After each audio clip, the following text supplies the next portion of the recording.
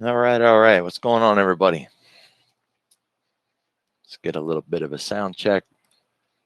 Go ahead and get this class kicking off. Thank you, sir. So I gave it some thought, and I figured it's important enough to be able to calculate our options values and to be able to ask what if, that we should probably go over it again and in more detail. And after I'm done and along the way, you guys can ask questions and we can do whatever it takes to get you guys more comfortable pricing your options and understanding uh, how likely it is for a trade to be successful. So we're going to focus on the risk graph, but we're also going to be looking at the options chain itself. And the idea behind this is there's a lot of different options traders out there. There isn't a wrong way or a right way, but there is a consistent way.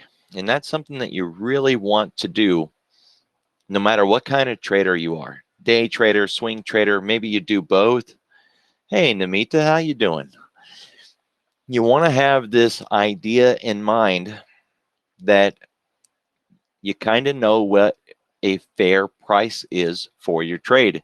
And then once you've recognized what you believe is a fair price, being able to also go in and ask the question, how likely is it that I'll be successful?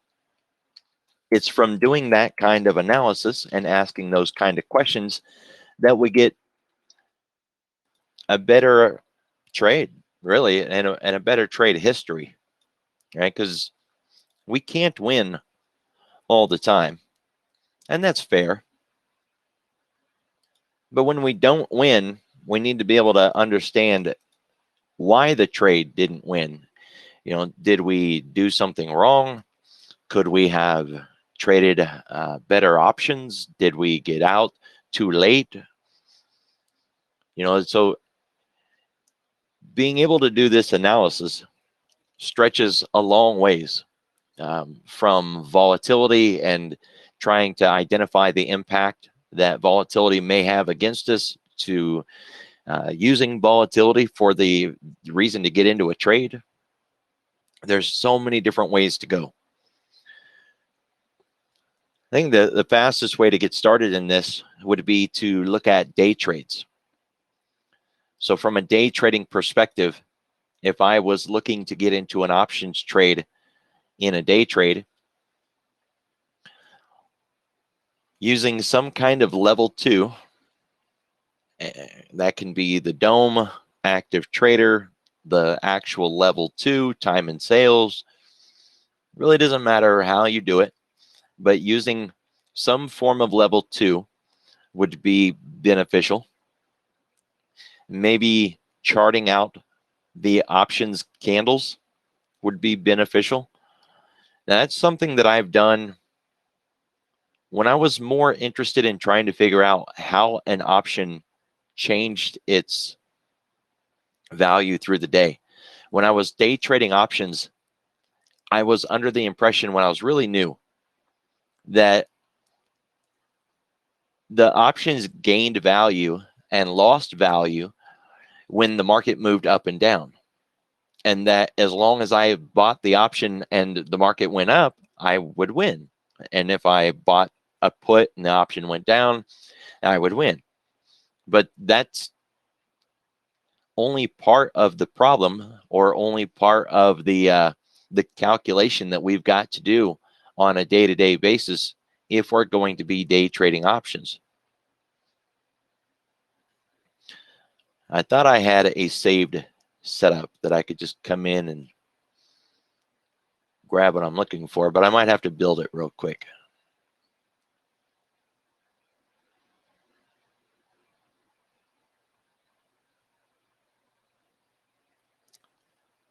Oh, I'm in the wrong box. That's why I'm not seeing what I'm looking for. Aha.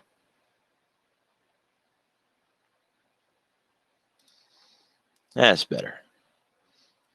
All right, so for an example, and we'll just pick on SPY today since SPY is a very liquid product. It'll do just fine for what we're wanting to do. So suppose that I'm interested in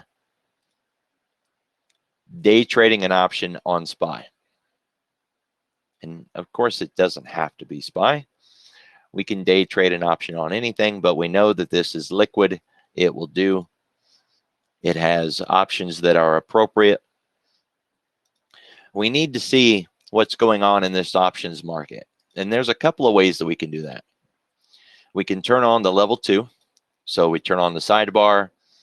We bring in the level 2. And now I can see the stock price of SPY, where the bid and the ask is, and what's going on within the marketplace.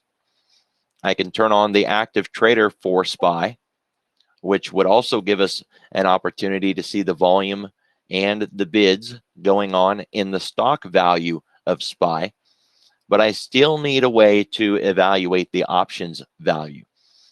So we have been getting higher lows, even though we just got a lower high. We were getting higher highs, higher lows. We could look at this and say, maybe I'm bullish, and that a trade from 424.5 would be a good idea. We could decide at that point, well, let's go ahead and load a SPY option. So we hit the drop-down menu here, choose options, type in the word SPY. It brings up the options chain for SPY. And if I'm day trading, I just need the closest expiring options because I'm not going to keep this thing. I'm going to day trade it. The 424 looks like a good bet. The 426 looks a little bit better. We can't see the bid ask in here. Really, we can only see the mark, and that's the mid when it comes to options.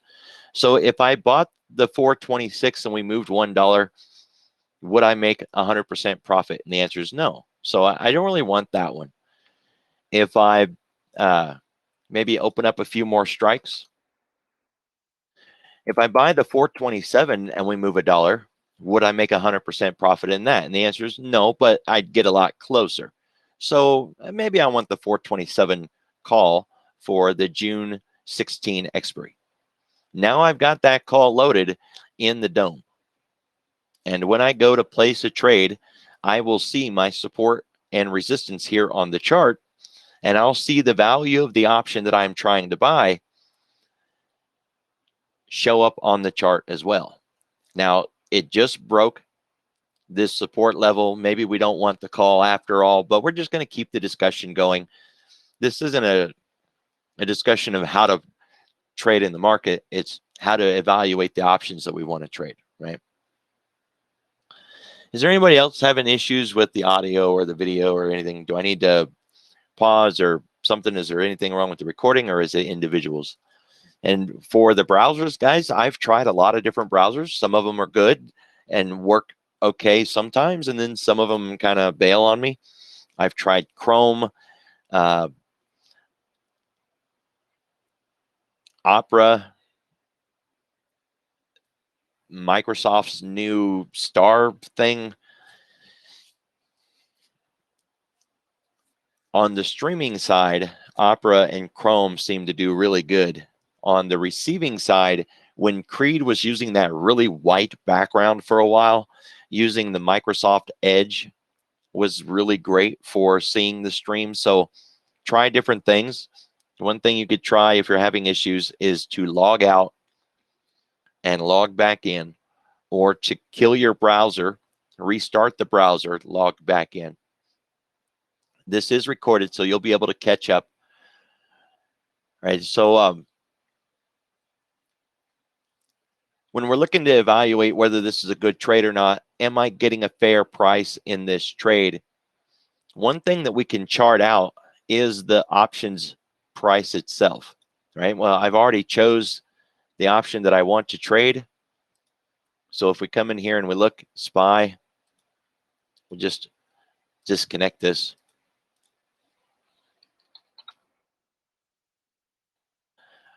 We can see that the option that I have is the 427 strike. So we can come in here and look at the 427. Here in the options chain, rather than being out there on the chart, we've got a lot more information. We can look at the likelihood that price will touch our strike. Now think about that. I'm out of the money and I want a probability. I want a probability that says SPY stock price can reach my strike. How likely is that today or by the end of this contract's value? We go to customize, type in the word probability. Just PRO will get it done. Probability of touching. So we can add this value to our options chain. The 427, we have a 42% chance that the stock price will reach 427 between now and expiration. It's calculated and divined for us right there. So we don't have to guess or assume. If we want this option to be all the way in the money, SPY would have to rally up above 427. How likely is that to happen?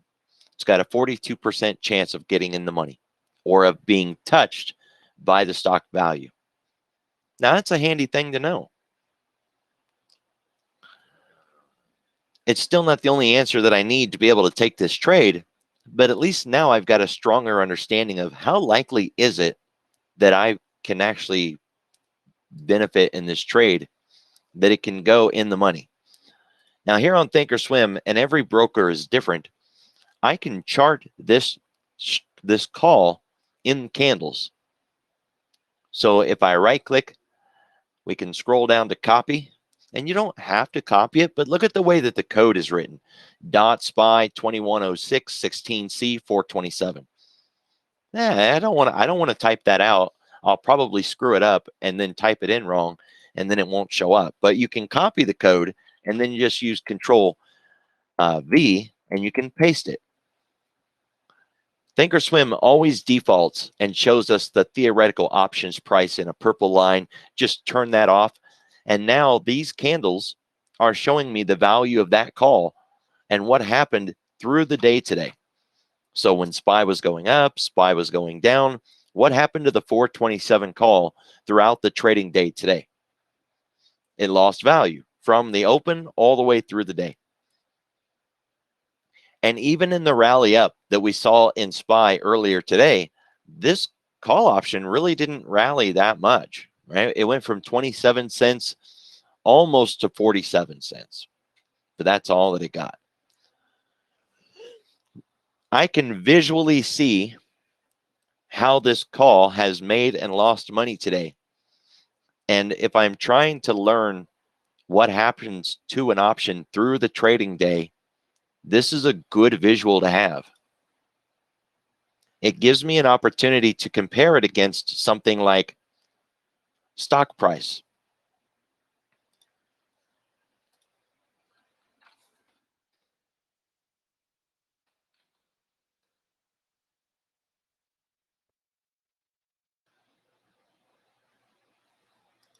But it doesn't give me an understanding of when to get in, when to get out.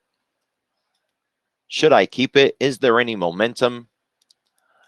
We're looking at the value of one single call option all by itself, completely and totally ignoring everything else. It's not a really good idea to ignore everything else in the market, thinking that we can look at this one single market and figure out everything that's going on from right here. But what it does give us a chance to do is see what happens to our call option when SPY's stock does something, when it stalls, when it gets hung up, lands on support or resistance. Because when we're trading an option, it's not just the fact that stock is moving. Look at this rally that SPY had. It went from the lows of 423 and ran all the way up to 425. And yet that call that we had today, it just kept sinking lower and lower and lower. Right? We just really didn't get any love out of that call. And so if we were trading it on the idea that, well, I'm kind of bullish on SPY, and look at this rally. My mouse is synchronized between the call option here charted on the left and the stock price on the right. So I'm sitting at the low of the day right there. This option was sitting at the low of the day right there as well. That option double bottomed at 1:15 this afternoon. And yet SPY's stock was well above that range at that point. So by looking at the option in the candles, it's giving me an opportunity to kind of visually grasp the concept. What's happening to my option when stock's price is moving up and down? What happens when it pauses and hits a resistance area, or we settle in at support? It doesn't give you an opportunity to trade. I don't think any of you would want to take a trade in this call just because it came down to a double bottom, right? Because how do you know where it's going to go? How do you know if that's a good trade? All by itself, if we weren't looking at stock at all and only looking at the value of the call, this call doesn't have support. This call doesn't have resistance. It doesn't have momentum or trend. This call doesn't have anything more than its value, which is the difference between the bid and the ask. So there's nothing to evaluate here in the calls candles that would make me want to get in or get out or to tighten my stops or to increase my position. There's no informative value here to take a trade. But there's great value in watching in this and learning this, just so you can grasp, like, what happens to my call if SPY hits resistance and pulls back slightly? What happens to my call if we quit rallying, but we don't really fall and we just kind of start building a base? And you can get a grasp for when you go in to take a trade in the options market and you're thinking, now it's 10:15 in the morning, I'm going to buy me a call and I think the market's going to move 75 cents. How much can this call make if the market moves 75 cents? It's a way for us to kind of gauge, is the trade worth it? And this is hard for people to wrap their heads around when they think we can trade anything. Today, I was talking with somebody who wanted to trade Unity software. It doesn't have weekly options. First thing to notice, no weeklies. And at the time, it had a 5-cent wide bid-ask spread on the 100 strike when he bought it. But he was going to day trade it. So it had a 5-cent wide bid-ask spread, and he bought it at the bid price. So he got a really fair value in that trade. And when I asked him why did he buy the 100 strike in a market that does not have even weekly options, he didn't have a really good answer other than, well, I didn't know weeklies mattered, and it seemed like a good idea at the time. When I told him that those were junk, he thought I meant that U was junk. Why the Unity software? He said, this isn't a good company? I said, no, of course it's a good company. There's nothing wrong with this company. There's something wrong with those options. Why do you think that you can trade options that look like that on a day-to-day basis as a day trader, and that you would be profitable at the end of the week or the end of the month, the end of the year? We can't make that assumption. We have to lead with the idea that if we can't find good options, that we can't trade that market.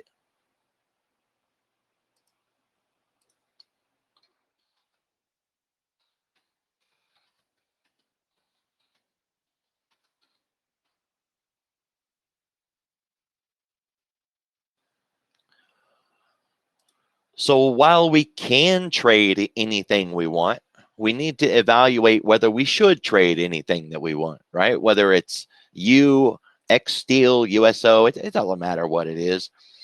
That we have some known defined criteria that says this is a good idea to trade this kind of option in this kind of market, irregardless of what we see in the candle chart, right? He said he had a really good setup that he wanted to trade in the candles. And okay, I get that. I think we've all seen a trade idea that we come into contact with and we think, man, that looks like a really good trade. I want to trade that.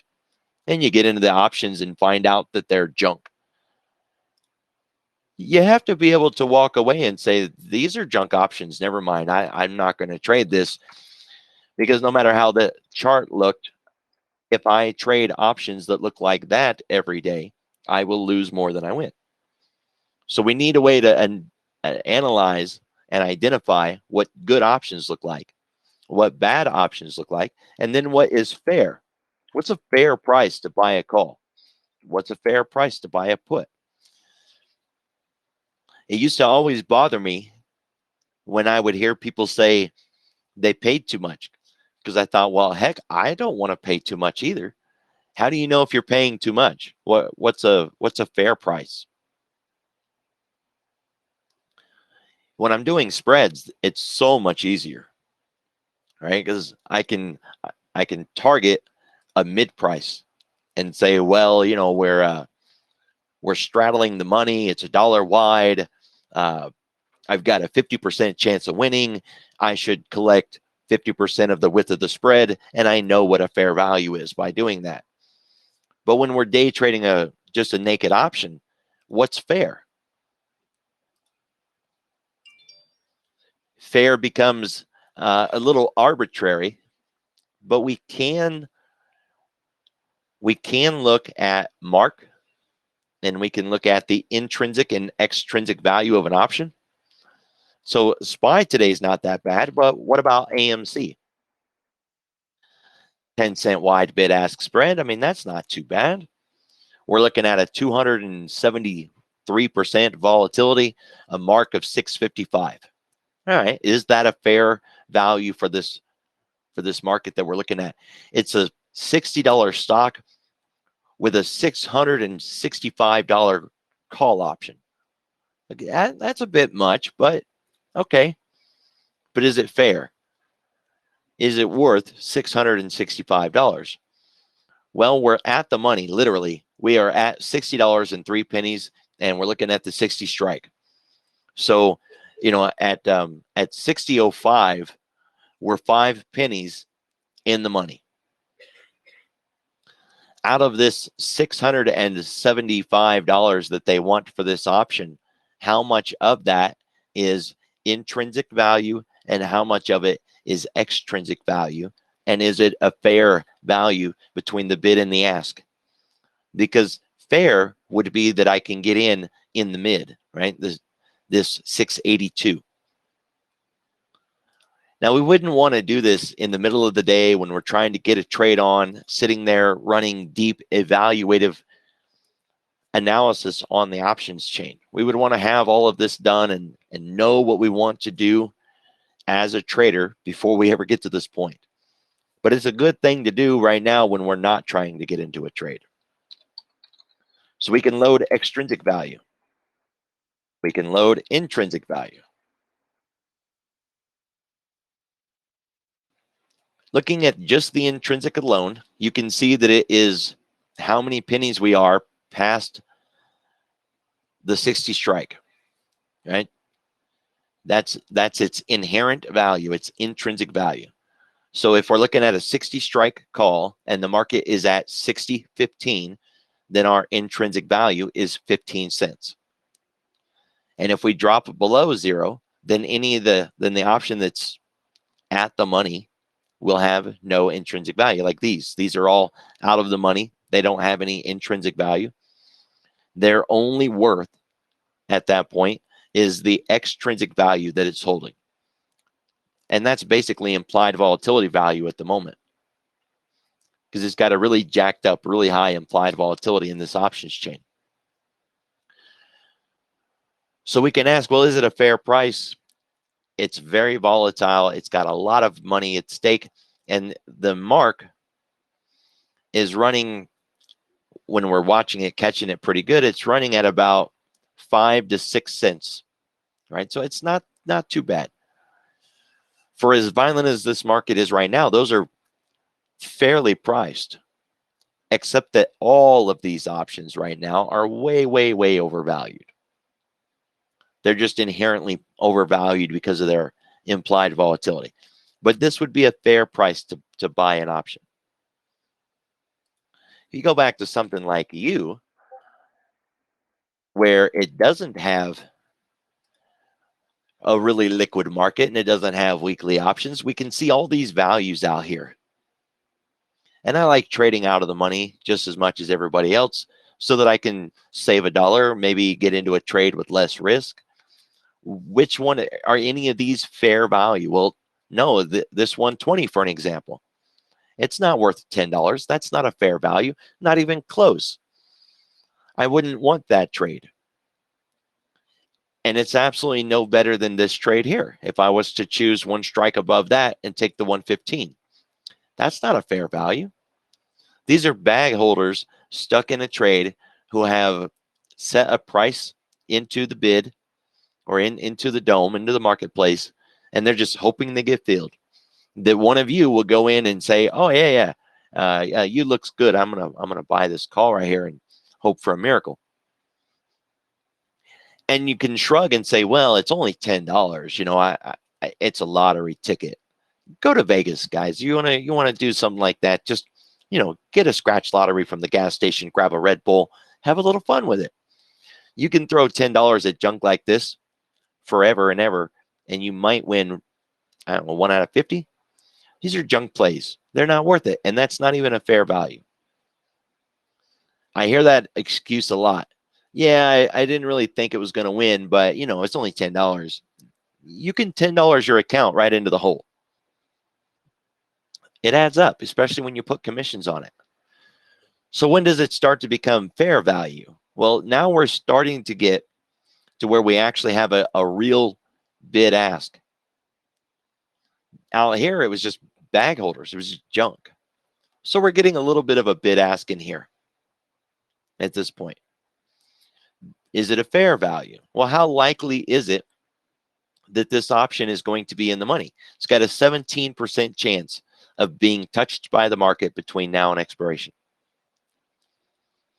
Can it make me money if we move? Yeah. If we rally $5, this $20 option will be worth $90. Right? So we can make money on it. Sure. Look at these ones that are out of the money. These junk ones that really don't have a fair value.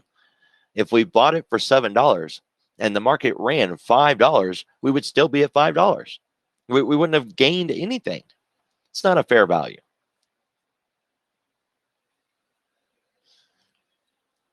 Right? So we got to be able to recognize these things and to ask that question.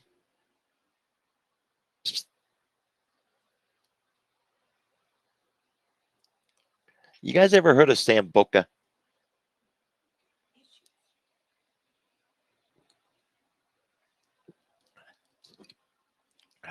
Yeah, had to ask.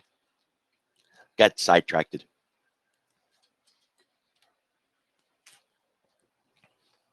This stuff is sticky like syrup. Anyways, so recognizing fair value, right? That's where we wanted to start with this. That if you want to be a day trader, you have to recognize that there are options you just really don't want to trade.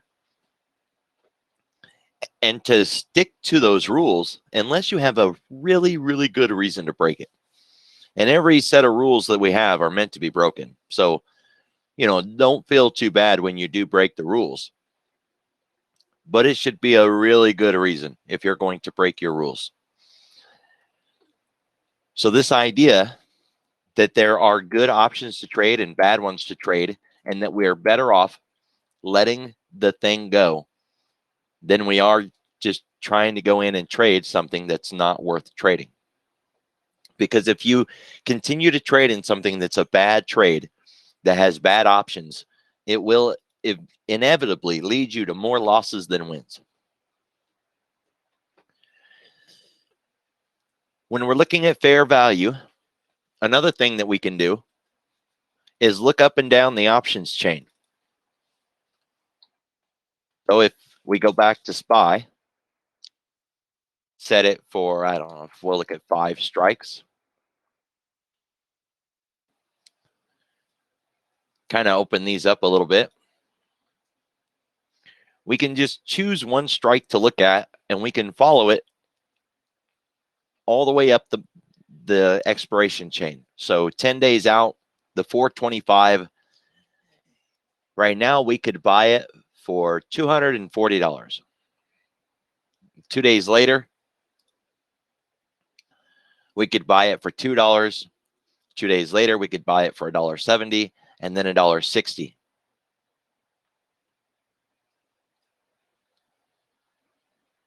Things changed right there.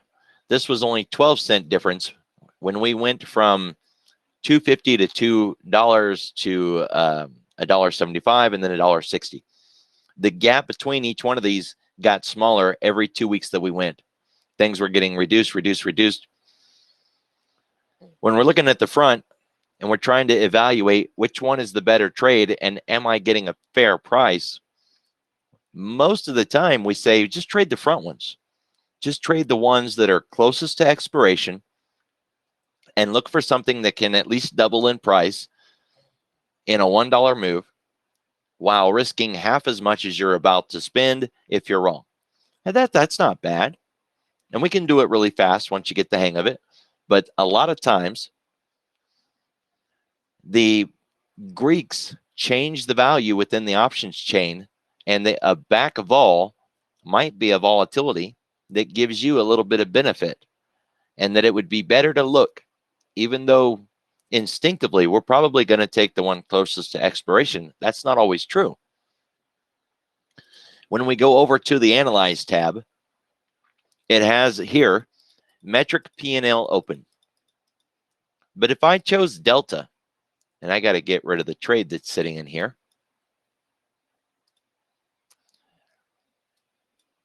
If we choose a different metric, we'll actually see this thing chart a trade in there with a curve to it. So we'll just take the single, throw it into the Analyze tab.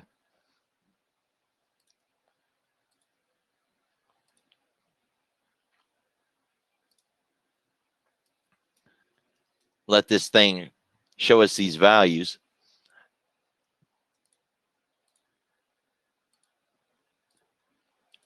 Of course, Thinkorswim. So we want to do it just like we can do it over on Tastyworks. And I had this thing doing it earlier. There we go. So here we're vol stepping. We've got gamma showing. This is the gamma values in this trade. And you can see that if we was to open a position lower down, we could actually start with a lower gamma that would increase. So maybe trading the one deeper in the money using something like a 420, 423 would give us a lower delta value, or a lower gamma value in this case, that would rise up as our trade moves. But if we start at the money or slightly out of the money and the market moves up, our delta is going to decrease against us very fast. If you're unfamiliar with deltas, it's the rate of change in the price of an option for a $1 move in the market. And if you'll get used to hearing that phrase, because if you ever look up what delta means, that's the rote answer that they'll always give you. And it becomes some mechanical little value that almost means nothing after you hear it a few times.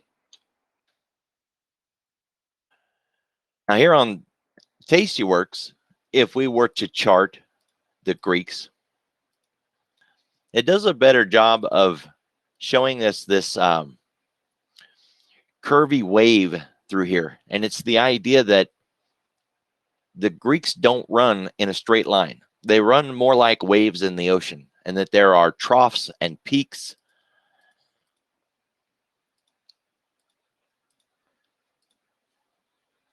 We'll just grab something and throw it over there.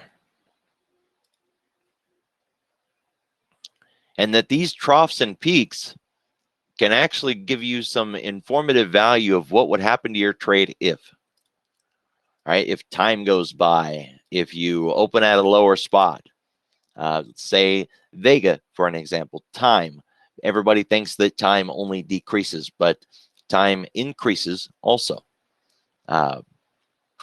As your option moves through the time and moves up in the options chain, if you were to have bought a 480 and the price rallied, well, you would gain theta on the day. Later on, you would lose it, of course, but all of the Greeks run in this curve that they don't run in a straight line.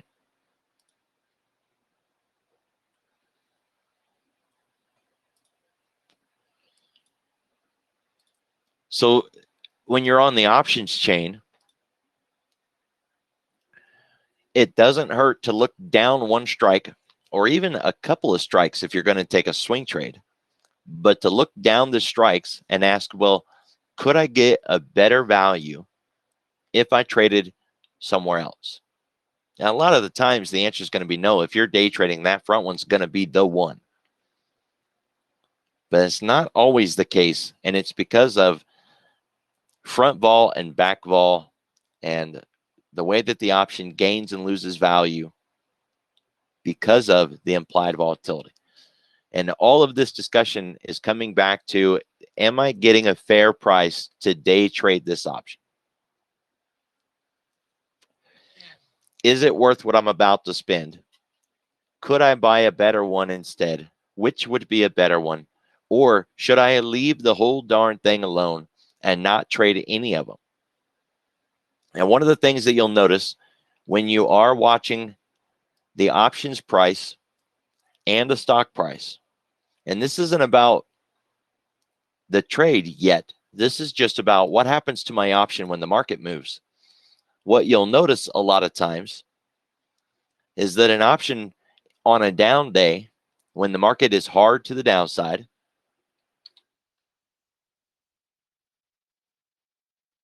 you'll find calls have a really, really good price that you can get into a good call trade if the market's going down.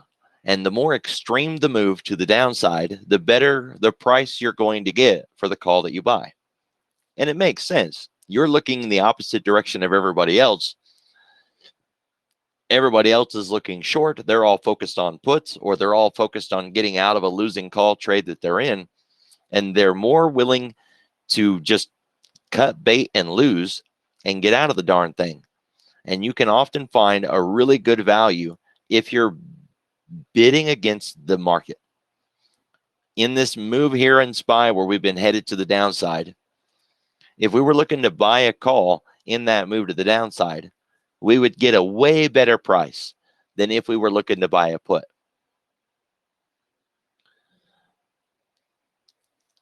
Being able to see that in the candles when we plot a call or a put, or just plot an option here in the candles, that's a great thing to learn and to be able to evaluate and to be able to see.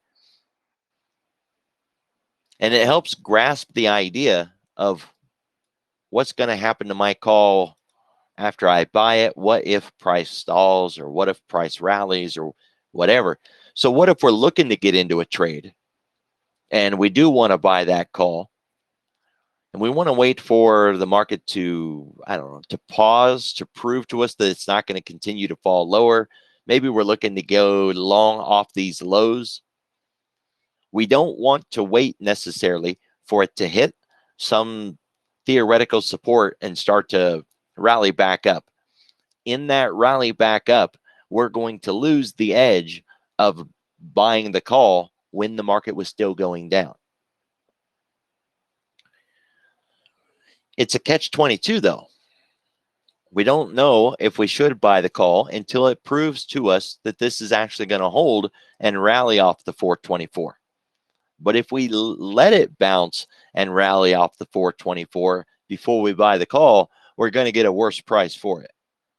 Right? So a little subtle nuance would be, if you are looking to go long off the low of the 424, then maybe you would be better off buying it when we're still in a red candle before the candle closes and we get the next one that starts to rally up. What if you're wrong? Well, you would still be wrong anyways if you let it bounce and the bounce fails and the market continues to fall. Either way, a losing trade is going to be a losing trade. And a winning trade is going to be a winning trade. The only difference is, what am I going to be paying for that call? It's something to think about, because a lot of you have in your strategy that you need to wait for a candle to close, or you need to wait for a market to validate that it needs to prove to you that a support level held, that you need to see some signal in the market before you get into a trade.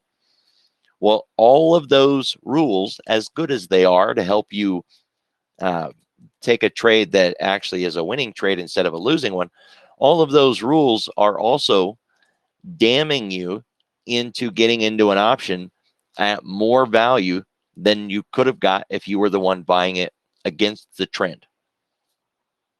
Doesn't make it right or wrong. I'm not telling you to buy early. I am saying that there's a benefit to getting in against the grain, to getting in against the market, that perhaps you would want to go long before the candle closed, or that you would not want to wait until everybody and their cousin has figured out that the market has bounced here, and that you want to get in before it actually bounces. You'll start to notice that after a while in the options chain, if you spend a lot of time here. And that's another piece of the puzzle, that support, resistance, momentum, trend, they all exist right here. That when you spend time and enough time sitting in the options chain, you'll start to find those values. The analogy that I use, if you've ever seen The Matrix, when Neo's talking to Homeboy and he's just got all the numbers rolling up and down the screen, and he says, "What are you just looking at the code?" And the guy says, "Yeah, I don't see code. I see a redhead, a blonde, a brunette. I don't see any code." You look at it long enough, you just see the picture. That's looking at the options chain. There is a very clear picture of support and resistance in here. And there's a very clear picture of momentum and trend. You just have to spend enough time looking at the code to become comfortable with it, to become familiar with it, and to start to recognize it. And don't think that you're always going to be able to see it, or that it's always obvious, or that it's always there, or that it will even always make sense, because there will be times when you look in here and none of it makes sense, that the numbers are all over the place and it's just chaos. And it's not because you don't have the skill to do it. It's because it's a jacked up market that day and it's just not there. But it is worth getting very familiar, hanging out in that options chain and getting more comfortable with what is a fair price for the option that I'm about to trade. So that about beats a dead horse when it comes to buying an option naked for a day trade. More often than not, a standard set of rules will get that done for you, right? Like, one of the standard rules that I use is that I want to buy the option that is going to double in value in a one strike move. And if I'm wrong, I'm only going to lose half, right? And that, it's a very simple, kind of vague rule, but it's very effective.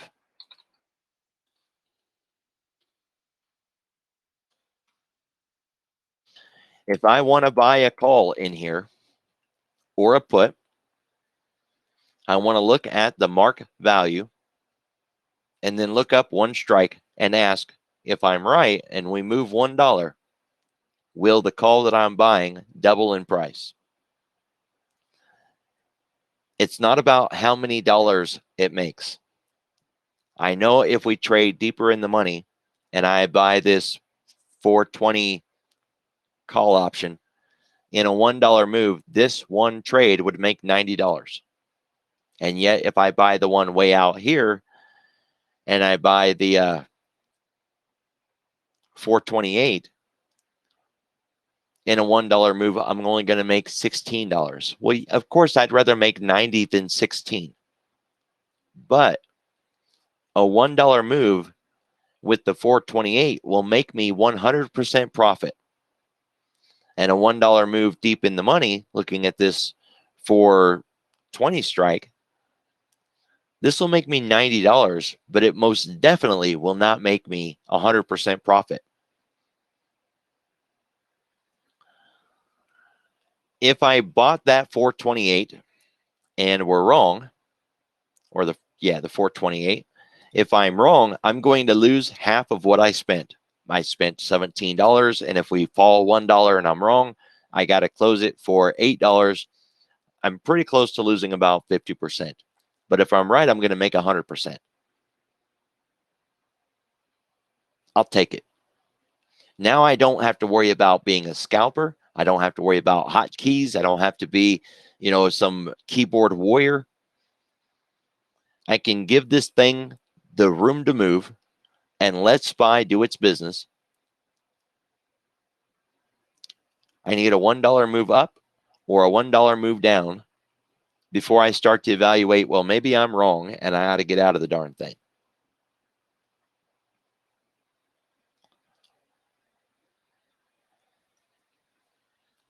Simple little rule, right?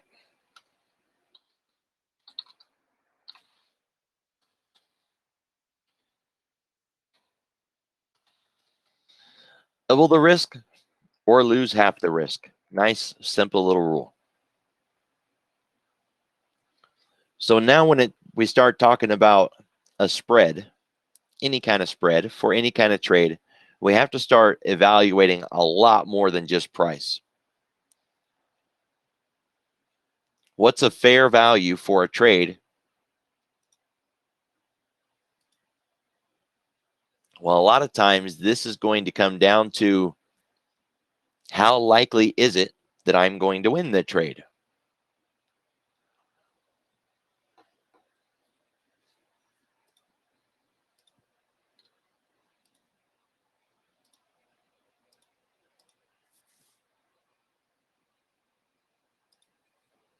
There we go.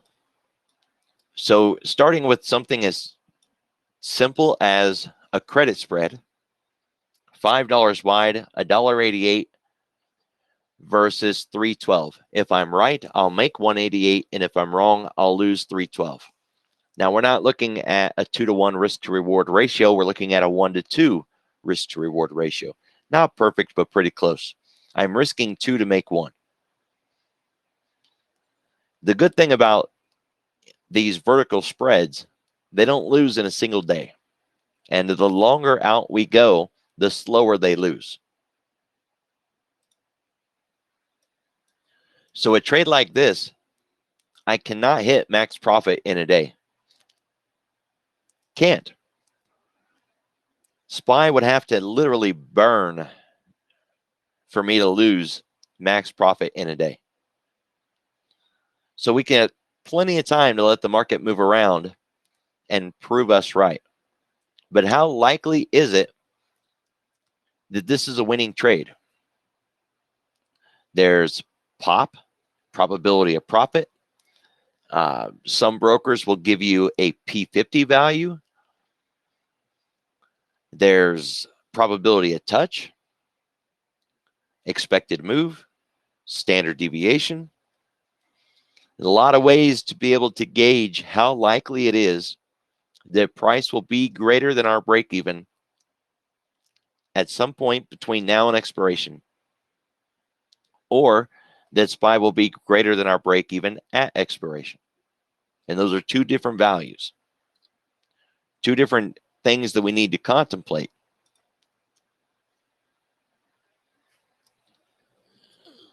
Most of the broker tools that you run across are going to give you an at expiration value.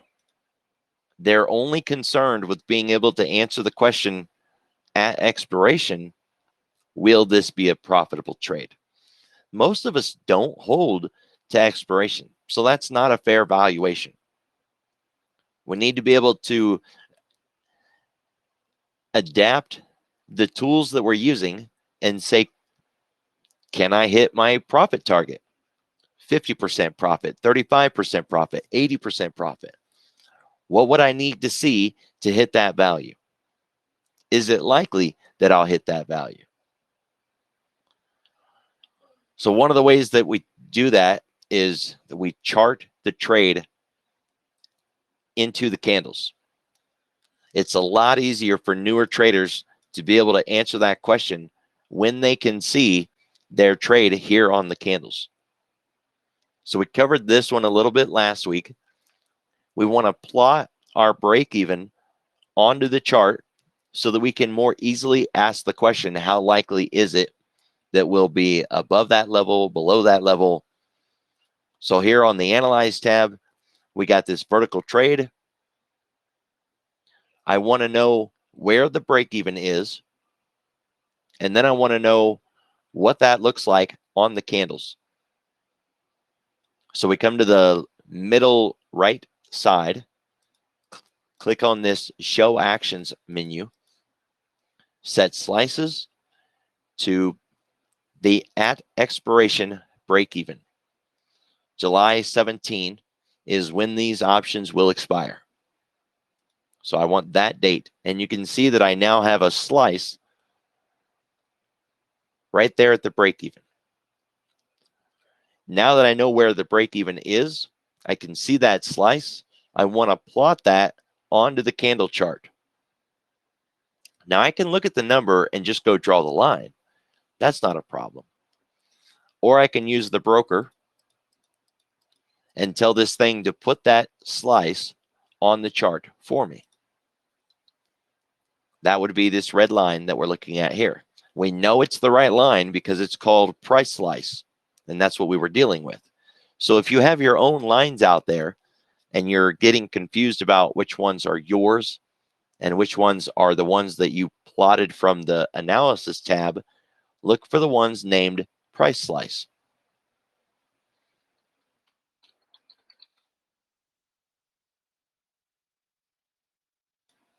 So there's our break even in the trade that I just built.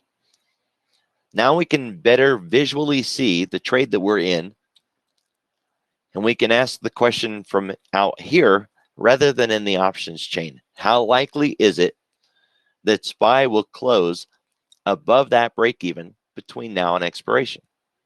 Well, we're already above it, so that's a good start. We don't need SPY to move for us to be profitable. We would already be profitable. All it has to do is stay above that line or get back above that line before expiration.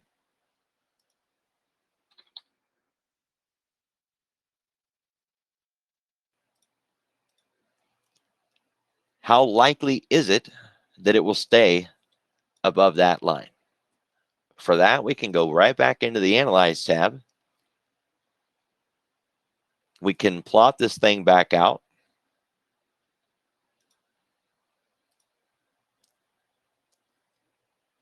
So now we've got a probability line. Notice that I changed the valuation here to probability of touching. And our price slice is still setting on the break-even value. How likely is it that SPY will touch that value? It's got an 80% chance of touching that value right now.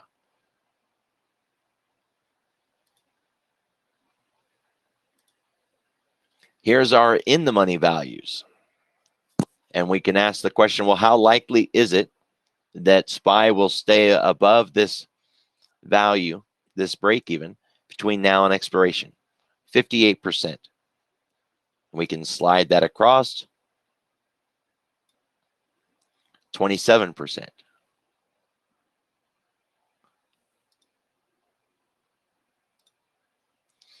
If we set up the standard deviation lines, you can see that we have a 34.5% chance of closing on this side of the break even or of our current price, and a 33% chance of closing on this side of the price.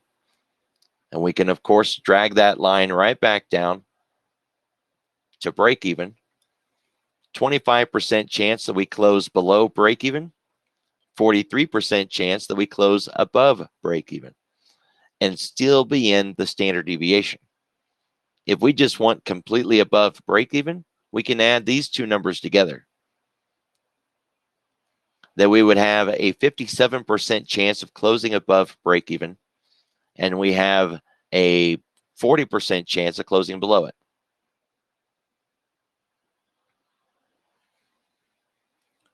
So there's probabilities there that can kind of guide you in the right direction. You don't only have to do probability-based trading. You can trade based on the charts alone.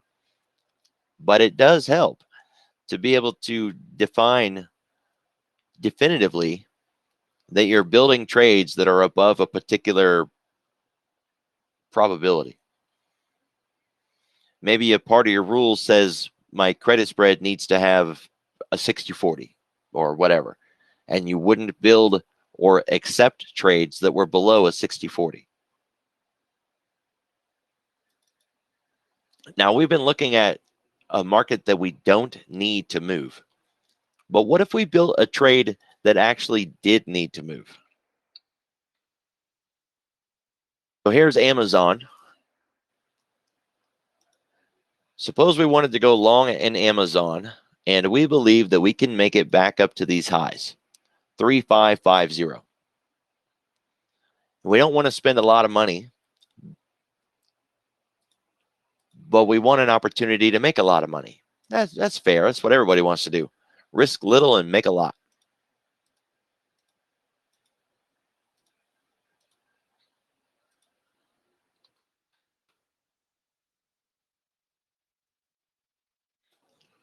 So the distance that we're looking at,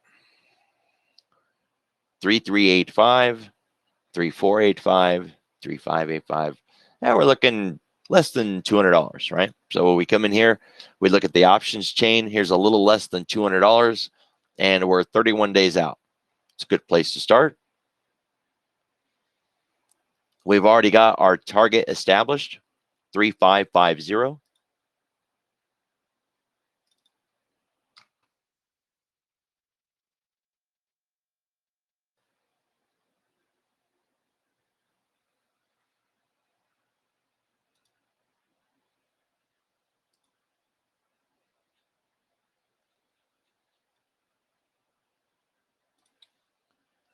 So we can decide to use the 3550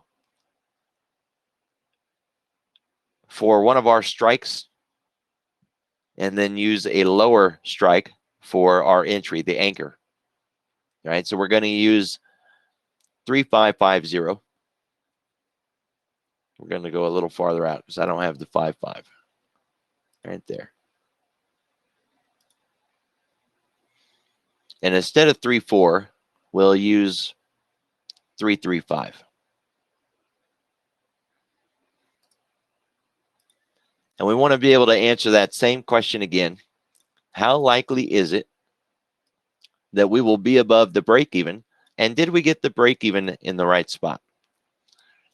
We think we're going to get above 355. So we can move that break even up some more.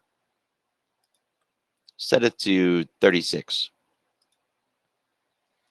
And we'll bring the back end up just to reduce how much money we're looking at in this trade.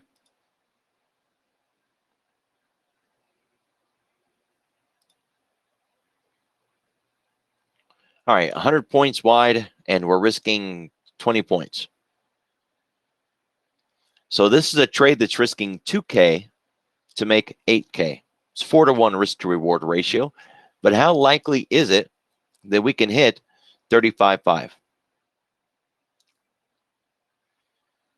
We can already tell from the analysis tab that Amazon has an expected move for July 17, that it can move all the way up to 36.12 and all the way down to 31.5. So it has the capacity to move that far in this expiration. We're not asking too much then. We're not out of line in believing that we can make a move that far.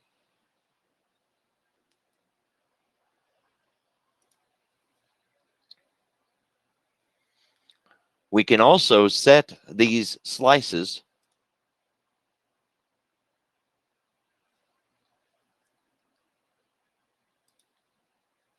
and then ask that question, how likely is it that we'll actually get to break even?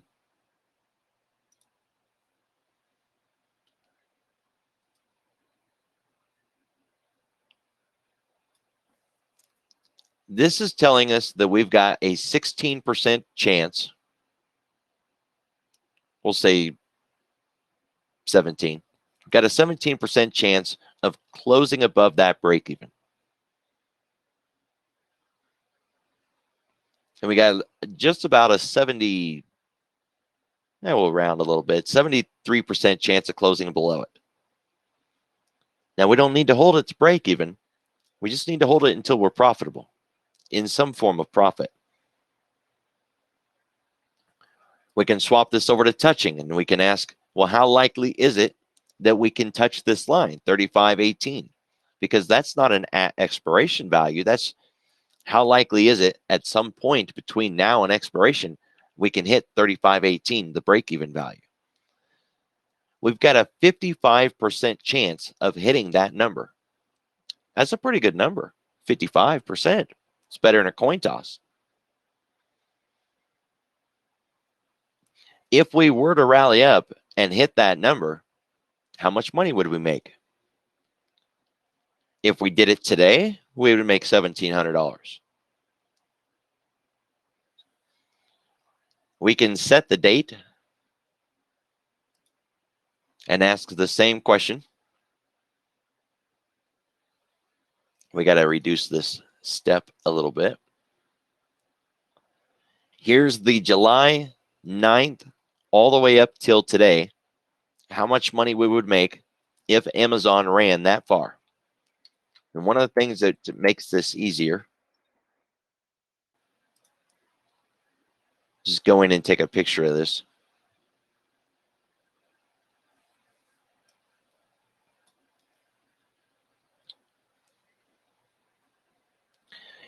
If we moved up to that point today, we would make $1,700. If we moved up to that point between now and the 21st of June, we would make $1,733. If we did it by the 27th, we'd make $1,739. By the 3rd of July, we would make $1,714. And if we did it by the 9th, we would make $1,597. Now, notice that curve. The numbers started going bigger, and then they started to fall back off again. That's that wave that I was telling you about earlier. So if we get there really fast, we can just close out the trade along the move and find some sort of profit. But more time that passes, it'll actually start going against us. And then the longer that we're sitting in this trade, we're the ones paying theta, and it's just going to decrease our win more and more for sitting in it. So we know that we can be profitable and that we don't need the whole move up. And we know how likely it is that we can hit that number. So we don't have to lean on our own gut, what we think. We can point right to a number and say it has a 55% chance. Maybe your rules say you need to be in something greater than a 70% chance. Doesn't matter what the number is. You can use the analysis graph to give you all kinds of values and to be able to answer that question, what's it worth if? As a swing trader, this is going to really help you out because you need to be able to evaluate what will happen if volatility falls. Or am I building a trade that will make money if volatility goes up, if volatility goes down? We have to ask that question a lot for earnings trades because we get that volatility crush. So when we're going to build a trade for earnings, we need to be able to evaluate, well, what's going to happen to this trade if I take a volatility crush? Amazon took a 15-point volatility crush from the before its earnings to after its earnings. It went from a 0.45 down to a 0.3. A massive volatility crush. If you had built a trade that made money from a volatility crush, even if price went the wrong way against you, you didn't lose as bad because the trade gained value from the volatility crush. So yeah, you might have been wrong, but it didn't hurt as much as if you were wrong and you went against volatility. You want to be able to use the analysis graph to ask that question. What will my trade be worth if volatility goes up, if volatility goes down? Should I build a trade where I'm working with the volatility or against it? That way you can better evaluate the what if. Now you can use the day step like I have up here. Each one of these lines are separated by days that I choose using the step number up here. So let's just build a trade for January. It's a long ways out. I've only got 5 slices, and they're only divided by 6. Since we've got such a long time frame between now and January, maybe we separate them by 30 days. Now every one of these lines represents just about 30 days. That's over a month in the market, right? Because a month in the market is 20 days. So it's like a month and a half. And you can see that the value, we only got to October. 30 days wasn't enough days. If I wanted to know what this trade could be worth right before expiration, I came up short. I need more time in here. So now I'm midway through November, still not there. Now I've got a January 1, 2022 date showing. We're getting closer. There's the 13th, and this trade expires on the 21st. There we go. So now I've got a date that matches the trade that I built. Each one of these lines is 55 days apart. So if I was to put on this trade and Amazon doesn't rally right away, how much would I lose on a day-to-day basis? And we can see I wouldn't lose very much very fast. Yeah, this trade is $3,973 to put on. I would be concerned that I'd lose a lot of money because I have a lot of money at risk. But we can see just by looking at this thing that in 55 days, the trade would only be down $40. So you don't have to have so much fear of a trade when you understand how it's going to decay, where your risk is, how much you're putting up at it, how much of this $4,000 that we're looking at down here are you really risking? Now, these numbers that we're looking at, they're not absolute values. They're not a guaranteed, this is exactly what you will lose kind of number. Because this isn't evaluating what would happen as volatility would move. But it's giving us a slight approximation. It's giving us an idea of what's going on in our trade. And hopefully this will give you more confidence when you're starting to put a trade on to maybe hold it a little bit longer or to make it a little bit wider. It's really hard if you're running in a small account to do trade spreads and actually grow your account. And the reason why is because if you're running in a small account and you go in here and you build them very small, say 50 cents wide or $1 wide, here's a $1 wide trade. And it's a pretty common trade that we would all put on. $1 wide, we're in SPY, we're at the money, collecting about $45. If I close this early at 50% profit and I decide I'll get commissions too, I could close this for about $23 profit. I'm risking 60 to make 23. And even if I don't lose the full 60, maybe I get it closed early and I only lose half of that. I'm risking 30 to make 23. And then after I pay commissions, I really didn't make 23. I made about $20.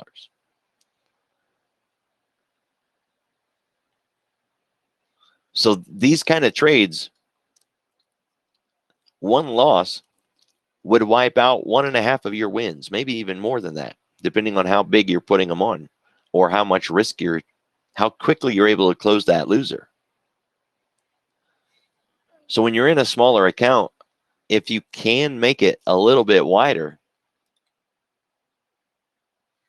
there's more money at risk starting out, but you're more able to easily understand or to be able to evaluate how much is really at risk and what kind of a move would I need to see before that loss becomes real.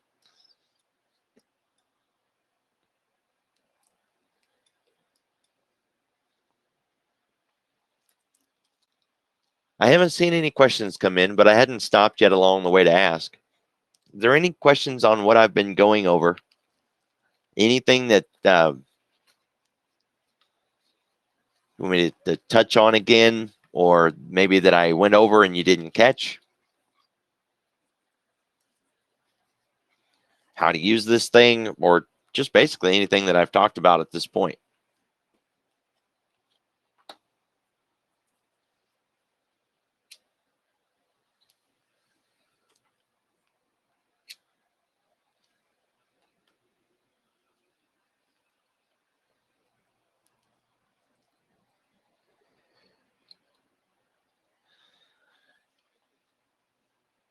All right, well, we don't want the streams to get too long. These classes are